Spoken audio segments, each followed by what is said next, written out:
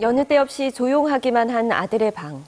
아들이 쓰던 물건도 꿈도 그 자리에 그대로 남아있는데 아버지가 방문을 열고 마주하는 건 아들이 아닌 아들의 사진뿐입니다. 스스로 아르바이트를 다닐 정도로 누구보다 강인하고 의젓한 아들이었다는데요. 속을 안 썩히는 알아서 지 할 일 하고 자기 주관이 뚜렷하고 쾌활하고 말도 많이 하고 말이 참 많았어요. 늘 웃으며 가족들에게 자신의 일상을 공유해주던 다정한 아들. 동현 군이 중환자실에 누워 말문을 닫아버린 게 3주 전 오토바이 사고 이후입니다. 1차적으로 요 기둥에 충격이 충돌을 한 것 같아요. 충돌하고 얼굴을 앞면에 반사판에 얼굴을 찍으면서 집 근처에서 오토바이 연습을 하던 중 사고가 난 것인데요. 의식도 명료했고 본인이 이제 걸어서 구급차 타고 그랬거든요. 그 우측 팔 쪽에 스크래치 좀 있는 거 외에는 무릎이랑 다 확인했었는데 아픈 데는 없다고 하셨거든요. 제가 불편한 데가 어디냐 하니까 그 입술 부위 그쪽이 피 넘긴 때문에 힘들다고 목으로 계속 넘어가니까. 다행히 사고 직후 바로 발견됐고 119 구급대에 의해 근처 대학병원 응급실로 이송될 수 있었습니다. 걱정하는 아버지를 괜찮다며 안심시켜줬던 건 다름 아닌 아들 동현 군이었습니다. 덕분에 아버지는 놀란 가슴을 쓸어내릴 수 있었다는데요. 나 괜찮다. 괜찮으니까 염려하지 말아라. 대신에 호흡이 좀 곤란하니까 호흡을 어떻게 좀 해줬으면 하는 그런 상태였습니다. 그런데 동현 군은 응급실 도착 이후 유독 숨쉬기를 버거워했다고 합니다. 결국 급격한 호흡곤란을 일으키게 됐는데 이후 의료진이 환자의 상태를 파악하고 기관절개를 통해 기도를 확보했지만 이내 심정지까지 오고 말았습니다. 심폐소생술을 통해 심장은 다시 살렸지만 여전히 의식은 돌아오고 있지 않은 상황. 그날 이후 동현 군의 일상은 정막 속에 잠들어 있습니다. 금방 털고 돌아올 줄로만 알았기에 아버지는 지금의 상황이 더욱 믿기지 않는다고 하는데요. 오늘도 아버지는 언제 깨어날지 모르는 아들의 발만 연신 주무르고 있습니다. 네, 괜찮을 거라며 아버지의 손을 꼭 잡아주던 동현 군의 따뜻한 손이 움직이지 않은 지 벌써 3주째입니다. 선생님, 사고 직후 동현 군의 상태를 좀 설명해 주시겠습니까? 이제 구체적으로 좀 설명을 드리면은 그 왼쪽 광대뼈부터 해서 눈, 코, 그리고 반대편 얼굴까지 넘어가서 네. 이렇게 수평으로 거의 절단이 된 상태고 눈 밑으로는 굉장히 심한 골절이 있었다고 보시면 될 것 같습니다. 네. 자, 그렇다면 사고로 인한 안면 골절 때문에 동현 군이 지금의 상황에 이르게 된 건가요? 환자는 현재는 그 뇌 손상으로 인해서 의식이 없습니다. 네. 근데 이제 보통은 뇌 손상이라고 그러면은 머리를 다쳐서 그렇지 않을까 생각을 하는데 환자는 머리를 다치진 않았고요. 뇌죠. 정확하게 말하면 뇌를 다치진 않았고 그리고 얼굴 골절로 인해서도 이렇게 의식이 없을 리는 없거든요. 네. 어찌됐든 여러 가지 원인에 의해서 머리로 가는 산소가 잘 공급이 되지 않아서 저산소성 뇌 손상으로 현재는 의식이 없는 상태입니다. 너무 짧은 시간인데 이렇게 네. 짧은 시간 안에도 이렇게 뇌가 빠르게 손상을 입을 수가 있는 건가요?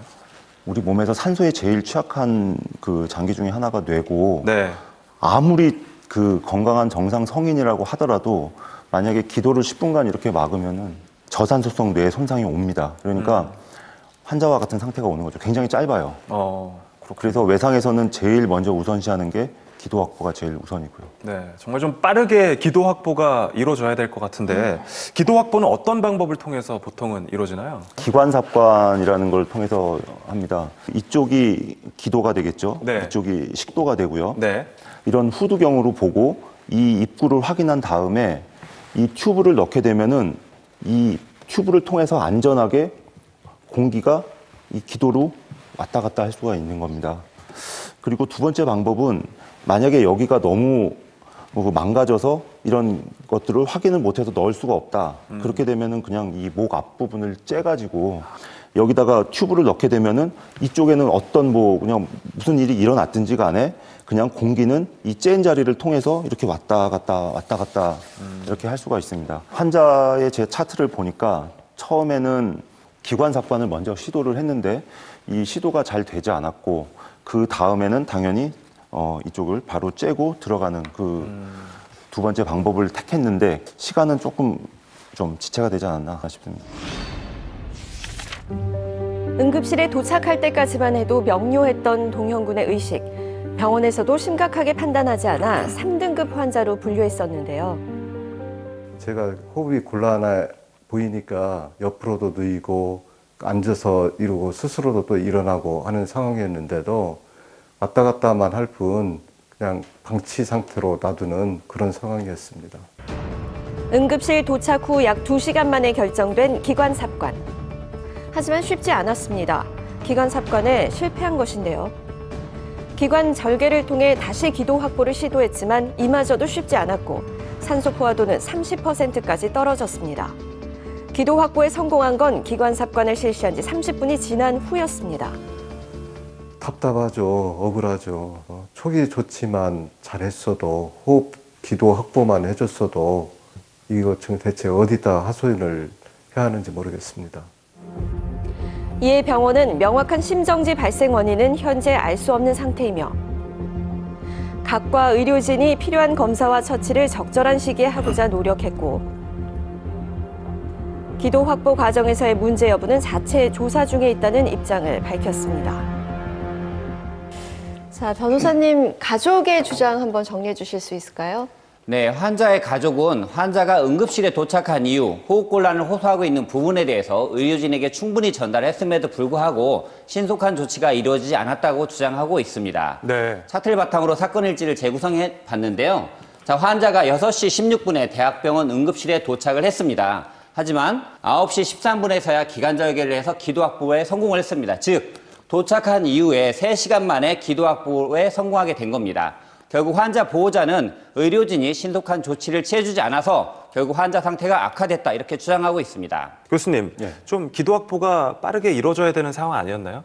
예, 환자와 같이 이 눈 밑으로 해서 광범위한 얼굴에 손상을 받은 환자 같은 경우에는 기도 확보를 처음에 하지 않게 되면은 나중에는 기도가 붓고 또 그다음에 출혈이 더 심해지니까 확보하기가 더 어렵기 때문에 기도 확보에 제일 주력을 하라고 되어 있습니다. 그래서 환자도 아마 여러 가지 원인이 있겠지만은 출혈이 계속 많고 이물질이 계속 여기 있고 그다음에 기도가 부어서 줄어들었으니까 아마 그때는 확보가 어렵다고 생각하고 한번 해보고 이건 누가 봐도 안 된다.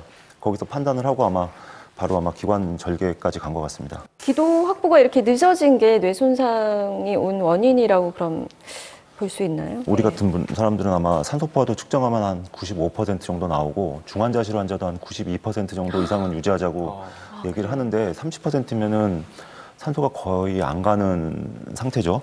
그러면은 30%가 얼마나 오래 갔느냐? 그거는 한 20분 정도가 걸렸다고 그러면은 뇌 손상이 아마 왔을 겁니다. 자, 이런 경우 법적으로 책임을 물을 수 있나요?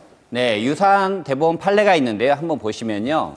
2010년도 대법원 사건인데요. 환자의 상태가 저산소증에 의한 뇌손상이 예견 가능하였음에도 불구하고 기도 확보 및 산소 공급 등의 응급조치를 적시에 제대로 실시하지 못하여 저산소성 뇌손상을 입힌 의료진의 과실이 인정된다 이렇게 이야기를 했습니다. 판례의 의미는 기도 삽관이 실패를 해서 또는 기도 삽관이 늦어져서 산소 공급이 제대로 되지 않은 상태에서는 의료진의 과실 책임이 있다라는 그런 판례입니다. 네. 지금의 상태까지 가지 않았을 수 있다고 생각하니까 좀 얘기를 더 들으니까. 안타까운 네. 생각이 드는데 다른 아쉬운 점은 또 없었나요, 교수님? 차트에 보면 계속 이 출혈을 했다고 가정을 하면은 네. 2리터 이상의 출혈은 분명히 제가 볼 땐 예상이 되고 나간 만큼 보충을 해줘야죠. 수혈이 이루어져야 되는 그렇죠. 거예요. 수혈을 해줘야지만 환자가 살고 동현군 같은 경우에는 네. 수혈이 시행이 되진 기록이 되진 않았고요. 수혈은 했었어야 될 것 같아요. 네. 마지막으로 혹시 하고 싶으신 말씀 있으실까요? 외상 외과가 있었으면 어땠을까 하는 좀 생각이 듭니다. 응급실이랑은 다른 건가요? 예, 다릅니다. 외상센터는 다친 사람만 전용으로 보는 외상센터입니다. 외상 환자는 다른 사람들이랑 다르게 제한된 시간 안에